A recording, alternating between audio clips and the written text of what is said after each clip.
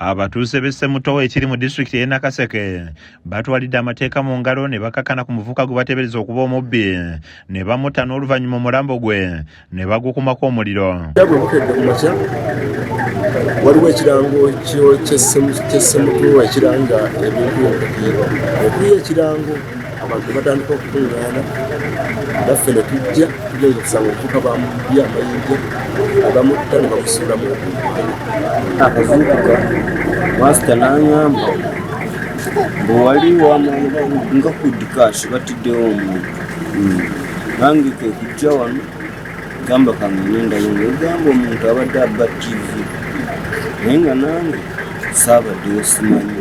Atiddwa tategerekeseeko manya ng'omulambo guno gusangiddwa nga gusuuliddwa mwala ng'okumpi nagwo wasangiddwawo emiggo kosa n'amayinja ebiteeberezebwa okuba nti abamuse bakozesezza. Tumumanyi ekifaananyi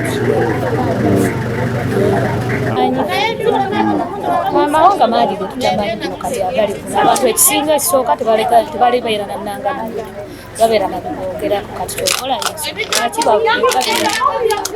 abatuuze bategeeza nti abavubuka bangi mu kitundu kino naye nga tebamanyiddwa nga n'abakulembeze tebafaayo kubalondoola ekisibe obumenyi bw'amateeka mu kitundu kyabwe nga basabye poliisi okubayamba ku bavubuka bano. N'olaba abavubuka olunaku okuziba abantu nga 10 buli olaba kalandala olutuuka ekiro nga batuuze embuzi yange bali bagyetikka ne bagitwala bwetwi emisana tuku. Abavubuka abeerosi ne poliisi bifeeyo banoonyereze abantu abatalina biboogerako ge mawanga ogasinzidde okututta enneesu z'abantu kati awo kyetwagala gavumenti etuyambeko buli muntu ajje ng'alina ebimwogerako tusobole omumanya.